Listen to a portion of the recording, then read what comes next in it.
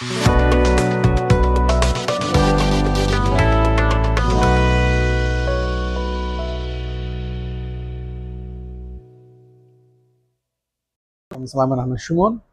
আজকে আমার আলোচনার বিষয় হচ্ছে বাংলাদেশের প্রতিবেশী দেশ ভারতের একেবারে বাংলাদেশের লাগোয়া রাজ্য পশ্চিমবঙ্গ নির্বাচন নিয়ে। এই নির্বাচন অনেক প্রশ্নের সৃষ্টি করেছে। একটি প্রশ্নবদ্ধ নির্বাচন ছিল। শুরু থেকে এখানে বিজেপি অর্থাৎ কেন্দ্রশাসিত যে সরকার রয়েছে সেই সরকারের একটা লক্ষ্য উদ্দেশ্য ছিল এই রাজ্যে তাদের শাসন কায়েম করা, অর্থাৎ তথাকথিত যে মৌলবাদী রাজ্য কায়েমের দিকে তারা এগিয়ে যাচ্ছিল, সেটারই এখন পরিণতি ঘটতে যাচ্ছে সেই তথাকথিত নির্বাচনের মাধ্যমে। এবং এই নির্বাচনকে ঘিরে তারা যে প্রশাসনকে ব্যবহার করেছে এবং দেখা যাচ্ছে ইলেকশন কমিশনারও তাদের পক্ষাবলম্বন করেছে, বিচার ব্যবস্থাও ভেঙে পড়েছে। ফলশ্রুতিতে যারা এতদিন দীর্ঘ সময় ধরে এই রাজ্যে ক্ষমতা ছিল অর্থাৎ তৃণমূল কংগ্রেস, সেই তৃণমূল কংগ্রেস বারবার সেই 90 লক্ষ লোক যাদের ভোটার লিস্ট থেকে বাদ দেওয়া হয়েছিল সেই সম্পর্কে বলে আসছিল তৃণমূল কংগ্রেসের সহ অন্যান্য দল। পরবর্তীতে 27 লক্ষ লোকের যে একটা ডকুমেন্টারি সহ তারা সুপ্রিম কোর্টে বা হাইকোর্টে প্রধান বিচারপতির কাছে নিয়ে গিয়েছিল রিট করার জন্য, সেটাও তারা নাকচ করে দিয়েছে। এবং এভাবে তারা নির্বাচনকে ম্যানিপুলেট করে ক্ষমতায় আসার ডাকে, ক্ষমতা আসার প্রক্রিয়াকে ত্বরান্বিত করেছে। এবং আমরা দেখলাম নির্বাচন ঘোষণার পর থেকে, নির্বাচনের ফলাফল ঘোষণার পর থেকেই শুরু হয়ে গেছে এই পর্যন্ত দাঙ্গা। আমাদের আগে আশঙ্কা ছিল যদি মৌলবাদী এই দলটি রাজ্য ক্ষমতা আসে তাহলে সেই মুসলমানরা উদ্বাস্তু হয়ে পড়বে, মুসলমানদের যে অধিকার রয়েছে সেই অধিকার করা হবে এবং মুসলিম সংখ্যালঘু নির্যাতন বেড়ে যাবে। সেটাই ঘটছে।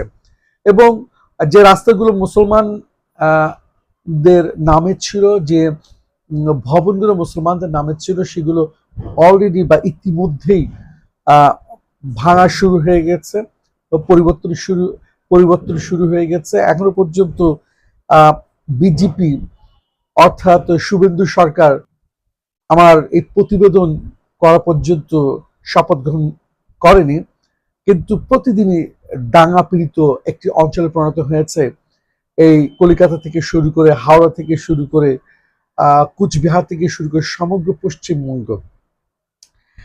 এতেই তৃণমূল কংগ্রেসের অনেক নেতাকর্মী আতঙ্কিত হয়ে পড়েছে, ভীত সন্ত্রস্ত হয়ে পড়েছে এবং তাদের চলাচলের ক্ষেত্রে বাধা সৃষ্টি করা হচ্ছে এবং তাদের বাড়িঘর লুটপাট করা হচ্ছে, যা কিনা দেখা যাচ্ছে একটা জঙ্গি শাসনের দিকে চলে যাচ্ছে পশ্চিমবঙ্গের ক্ষমতা পালা বদলের ফলে নির্বাচনে, অর্থাৎ বিজেপি জয়লাভের পর থেকেই দেখা যাচ্ছে তাদের কর্মী সমর্থকরা সব জায়গাতেই জয় শ্রীরাম বলে মানুষের মধ্যে একটা আতঙ্ক সৃষ্টি করে সমগ্র পশ্চিমবঙ্গে একটা ভীতির রাজ্যে পরিণত করেছে, ভীতি সন্ত্রস্ত এলাকায় পরিণত করেছে।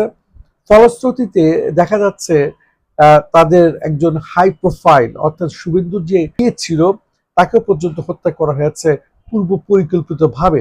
সেটা আবার দায় চাপানো হচ্ছে বিরোধী শিবিরের উপর। এইভাবে এখন পর্যন্ত 5-6 জন মারা গেছে, সেই শতাধিক আহত হয়েছে। সেটার যে একটা প্রভাব বাংলাদেশে পড়বে না এটা ভাবা যায় না। কারণ হচ্ছে এখন যেহেতু বিজেপি রাজ্য ক্ষমতায় এসছে, এই রাজ্য ক্ষমতা আসার পর থেকে কিন্তু তারা শুরু করে দেবে বাংলাদেশে মুসলমানদের, সেই দেশে জন্ম নেওয়া মুসলমানদের উদ্বাস্তু করে দিয়ে বাংলাদেশে প্রবেশ করানো, পুশব্যাক করানো। তারা বারবার বলে আসছে বাংলাদেশ থেকে অনুপ্রবেশকারী মুসলমানদের বলে আসছে, কিন্তু আহ, শুভেন্দু নিজেই কিন্তু বাংলাদেশি, তার বাবা দাদা সবাই বাংলাদেশি, অনেকে রয়েছে বাংলাদেশি, তারা হিন্দুদের ক্ষেত্রে বা হিন্দু কমিউনিটি যারা রয়েছে তাদের ক্ষেত্রে তারা নিশ্চুপ। শুভেন্দু নিজে বলে আসছে আমাদেরকে হিন্দুরা ভোট দিয়েছে, মুসলমানরা ভোট দেয়নি, তাই তারা মুসলমানদের কোনো দায় দায়িত্ব নেবে না। এর দ্বারাই বোঝা যাচ্ছে মুসলমানরা সেখানে এখন আতঙ্কিত, ভীত সন্ত্রস্ত, বলা যায় একটা ভয়ে পরিবারগুলো বা যে মুসলিম কমিউনিটিগুলো রয়েছে তাদের মধ্যে কাজ করছে। যদিও সেটা বিষয়ে প্রতিবেশী দেশগুলো করণীয় কিচ্ছু নেই, কিন্তু মায়ানমারের যে ঘটনা ঘটেছে সেই ধরনের ঘটনা ঘটবে না যে এমন ভাবারও কোনো কারণ নেই। মায়ানমারের 10 লক্ষ লোককে উদ্বাস্তু করে দিয়ে বাংলাদেশে পাঠিয়েছে সেই জান্তা, সেই মায়ানমার মিলিটারি ফোর্সেস। ফলে বাংলাদেশকে মুসলমানদের, সেই রোহিঙ্গা মুসলমানদের এখন লালন পালন করতে হচ্ছে। এখন যদি বাংলাদেশ সরকার যদি এই বিজেপি সরকার, আমি দেখে আসছি ডক্টর ইউনূস সরকার যখন ছিল তখন পুশব্যাক এবং পুশিনের মতো ঘটনা ঘটিয়েছে তারা, এবং কল্পিত ডকুমেন্টারিতে তারা পর্যন্ত বানিয়েছে, বানানোর মাধ্যমে বাংলাদেশে হিন্দু সম্প্রদায়ের উপর নির্যাতনের একটি কল্পিত কাহিনী দেখানোর চেষ্টা করছে আন্তর্জাতিক সম্প্রদায়কে। কিন্তু আমরা দেখে আসছি যখন যখন যে রাজ্যে বিজেপি রাজ্য ক্ষমতায় এসছে তখনই সেই রাজ্যে তারা একটা দাঙ্গা বাঁধিয়ে দিয়েছে। দিল্লি থেকে শুরু করে, উড়িষ্যা থেকে শুরু করে, মিজোরাম থেকে শুরু করে গুজরাট, উত্তরপ্রদেশ, সব জায়গায় তাদের যে উগ্রবাদী সেই মুখ্যমন্ত্রীগুলো রয়েছে তাদের পৃষ্ঠপোষকতায় এই ধরনের দাঙ্গা লাগানোর চেষ্টা করা হয়েছে। সংখ্যালঘু এবং সংখ্যাগুরু এই যে বিভেদ সৃষ্টি করে সমগ্র ভারতে একটা জঙ্গি সন্ত্রাসী রাষ্ট্রে পরিণত করার তারা করেছে বলে আমি মনে করি। ফলশ্রুতিতে একটি শান্তিপ্রিয় রাজ্য ছিল পশ্চিমবঙ্গ, এবং সেই পশ্চিমবঙ্গ হলো বাংলাদেশের অতি নিকটবর্তী এবং লাগোয়া একটি রাজ্য। সেটা পশ্চিমবঙ্গের সাথে বাংলাদেশের কোটি কোটি টাকার ব্যবসা বাণিজ্য রয়েছে। সেক্ষেত্রেও বাংলাদেশ সরকারকে সতর্ক দৃষ্টিভঙ্গি রাখতে হবে। এখন যে নৈরাজ্য চলছে, এখন যে একটা অস্থিতিশীল পরিবেশ সৃষ্টি হয়েছে সমগ্র পশ্চিমবঙ্গে, সেটা প্রভাব বাংলাদেশে যে পড়বে না সেটা ভাবার কোনো কারণ নেই।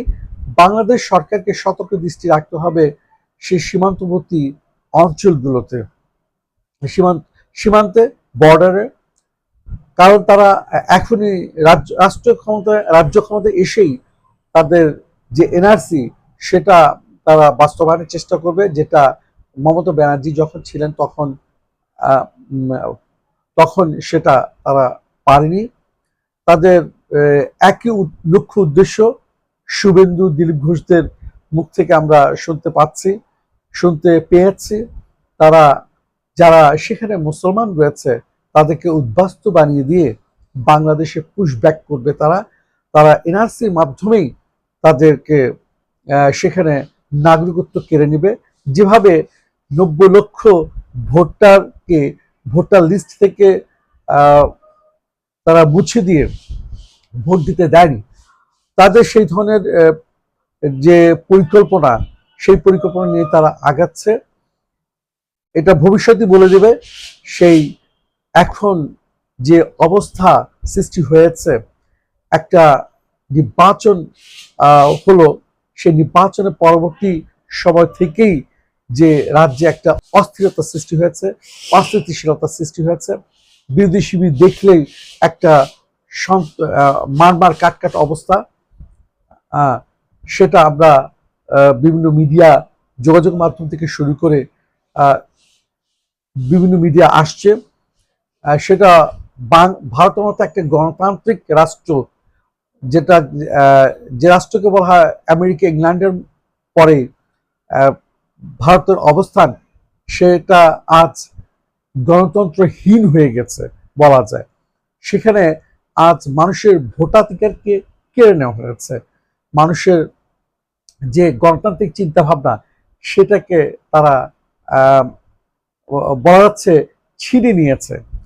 অর্থাৎ সেখানে মোদি এবং মোদির যে প্রশাসন তাদের একই চিন্তা ভাবনা সমগ্র ভারতে, সেই তাদের যে মৌলবাদী চিন্তা ভাবনা, তাদের যে জঙ্গিবাদী চিন্তা ভাবনা, সেটা কায়েমের মাধ্যমে সমগ্র ভারতকে একটা বিভক্তির দিকে নিয়ে যাওয়া, সংখ্যালঘু এবং সংখ্যাগুরুর মাধ্যমে সেই ভারতকে একটা নেতিবাচক পরিস্থিতির দিকে নিয়ে যাওয়া, এটাই হচ্ছে মোদি ও তার প্রশাসনের চিন্তা ভাবনায়। এই থেকে তারা 2014 সালে ক্ষমতা আসার পর থেকে এখনো পর্যন্ত তারা নির্ভয় নির্দ্বিধায় এই ধরনের নির্লজ্জতম কাজ করে যাচ্ছে। ফলে সেখানে একটা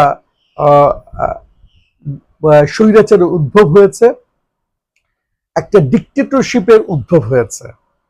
এই ডিক্টেটরশিপের মাধ্যমে সে বাংলাদেশে যেভাবে 16 বছর শেখ হাসিনা নামক একটা ডিক্টেটরশিপ জন্ম দিয়েছিল ভারতের রাজনীতিবিদরা, তদ্রুপভাবে আজ সেই ধরনের একটা স্বৈরাচারী সরকার ভারতের সমগ্র জনতার উপর চেপে বসেছে।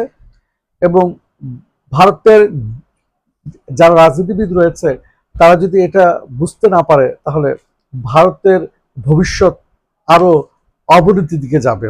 পশ্চিমবঙ্গে নির্বাচনই বলে দিচ্ছে এবং অন্যান্য জায়গায় যে নির্বাচনগুলো হয়েছে সেগুলো বিতর্কিত হয়ে পড়েছে। অর্থাৎ যে নির্বাচনের গ্রহণযোগ্যতা নেই, সেই নির্বাচনের মাধ্যমে তারা ক্ষমতা আসার আগেই নৈরাজ্যকর পরিস্থিতি সৃষ্টির মাধ্যমে সমগ্র রাজ্য জুড়ে একটা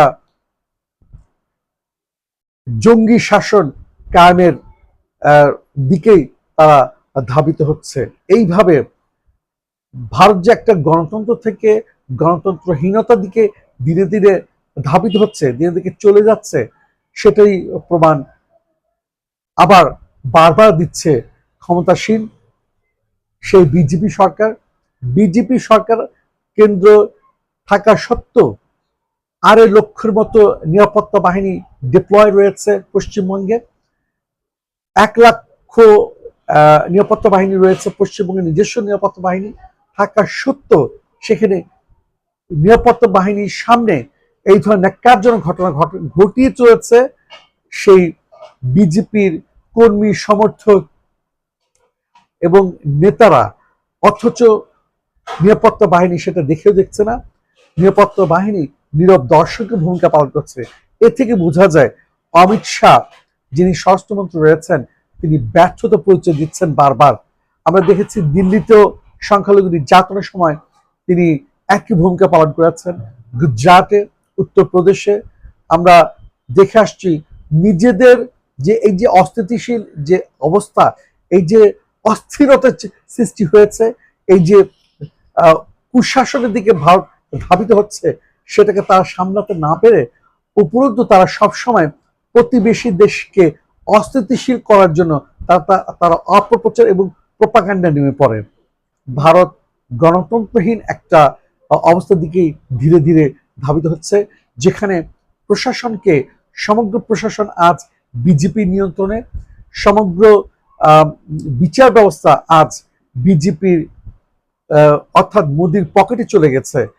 আজ যেখানে ইলেকশন কমিশনার পর্যন্ত বিজেপি একটা দলের পক্ষাবলম্বন করেছে, সেখানে একটা সুষ্ঠু নির্বাচন, একটি অবাধ নির্বাচন, একটি ক্রেডিবল এবং বলা যায় বিশ্বাসযোগ্য নির্বাচন উপহার দেওয়াটাই কষ্টসাধ্য এবং সেটা সেই ইলেকশন কমিশনের যারা রয়েছেন তারা দিতে ব্যর্থ হয়েছেন, যার ফলে তারা মিডিয়ার সামনে আসতে ভয় পাচ্ছেন।